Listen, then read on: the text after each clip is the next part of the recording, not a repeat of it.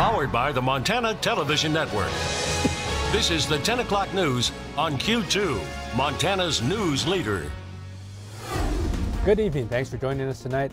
I'm David J. Jay and Janelle have the night off. Former Montana Congressman, now Interior Secretary Ryan Zinke, comes under fire for travel spending. This development is Health and Human Services Secretary Tom Price steps down today for his travel choices. Price came under fire this week for traveling on expensive chartered planes instead of commercial airliners or trains. Weijia Zhang is at the White House, that is, with the story. I didn't like it, cosmetically or otherwise. President Trump again expressed disappointment Friday with the now former Health and Human Services Secretary Tom Price. Look, I think he's a very fine person. I certainly don't like the optics. Price stepped down from his post, writing, "In order for you to move forward without further disruption, I am officially tendering my resignation." The move comes after mounting criticism over his use of pricey charter flights paid for with taxpayer money. All of these trips were official business. All of them were within budget. Price's relationship with the president was already strained. An orthopedic surgeon before entering politics, he had played a big role in the failed attempt to repeal Obamacare.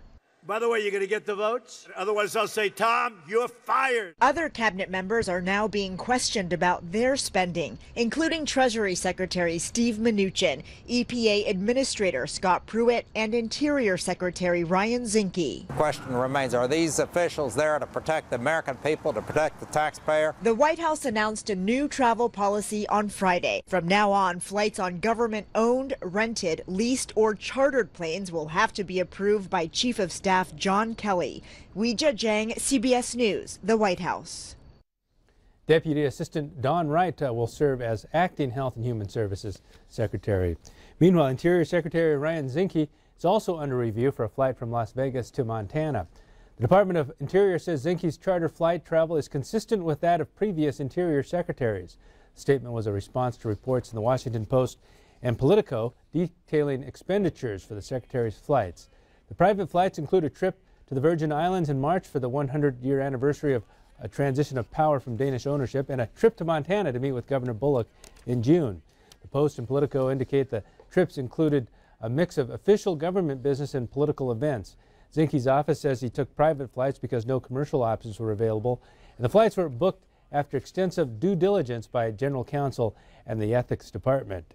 He went on to defend his use of taxpayer dollars. Using tax dollars wisely and ethically is a great responsibility and is at the heart of good government. He also said, unfortunately, there are some times when Interior has to utilize charter services because we often travel to areas that don't have a lot of flight options. Secretary Zinke also says, however, that he will continue to use charter planes and fly on military planes when necessary, and then added on all other occasions he flies coach. Here in Montana, the city of Billings is saying goodbye to a major player in daily operations. Q2's Justin Kleeman sat down with retiring city administrator Tina Bullock to talk about what she's given and what she's gained. Well, it's a little bit like being the director of a symphony, the conductor of a symphony.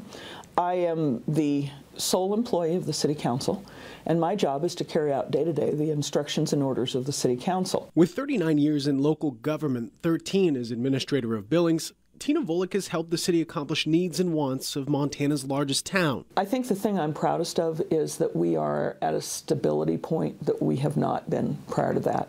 When I came to the city, we had a B bond rating. Now we have a AA2 bond rating.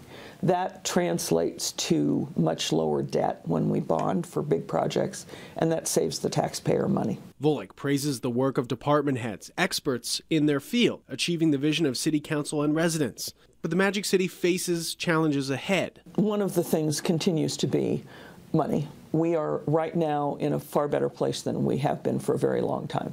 Some of that is the result of reappraisal being changed by the state. It's still, however, a question of what we finance, and those are the big issues.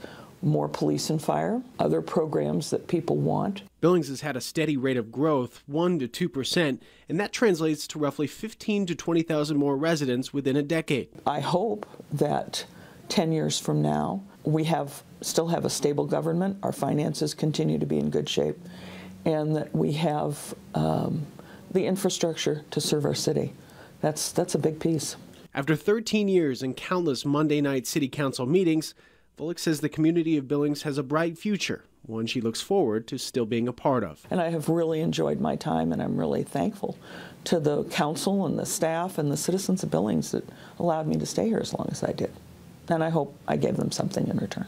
In Billings, I'm Dustin Kleeman, MTN News. Bruce McCandless will assume the interim city administrator position on Sunday until the council hires a new city administrator later this year. MSU Billings has struggled amid decreasing enrollment and budget cuts, but fall enrollment numbers for 2017 show a slight increase for the first time in years. Q2's Samantha Harrelson sat down with interim Chancellor Ron Larson to get his take on the state of the university. Honestly, the good news is that headcount is up, which means we have more students choosing to come to MSU Billings, and we're really pleased by that. After years of declining enrollment and budget cuts, fall enrollment numbers at MSU Billings show a small shift in the right direction. Total headcount is up just about 1% at just over 4,400 students. The numbers show a decrease of about 100 students on the university's campus, but steady increase at City College, which saw an over 10% increase in enrollment for the second year in a row.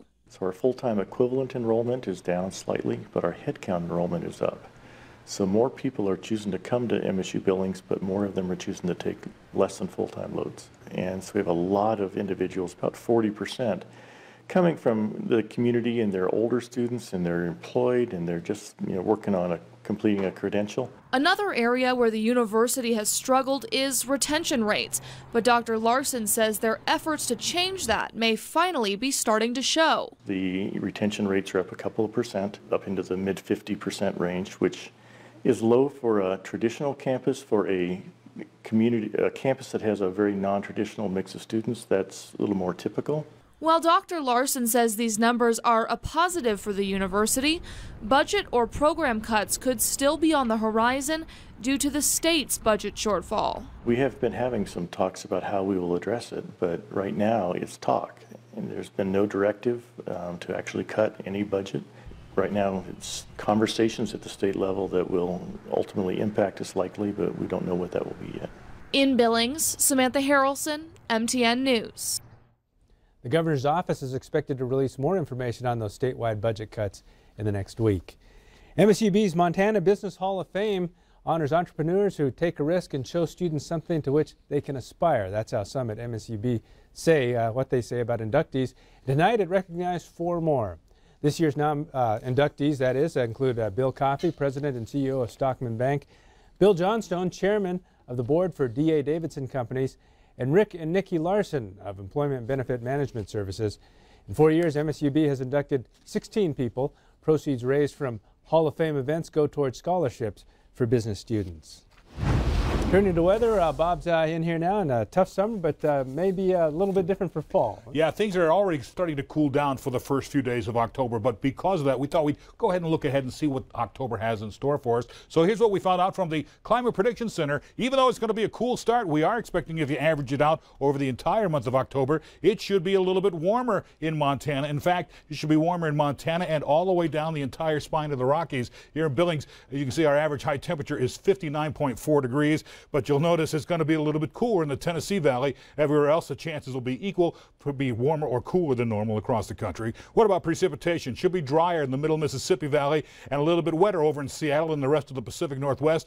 Here in Billings, looks like we're going to be equal chances. That means it could be equally wetter or drier than normal, or so basically just right around normal. And our normal precip for the month of October in Billings is 1.18 inches of precipitation. Our weekend looks pretty good, but we have an interim warming trend coming our way, and then after that we'll cool down. We'll have more on that in a few more minutes.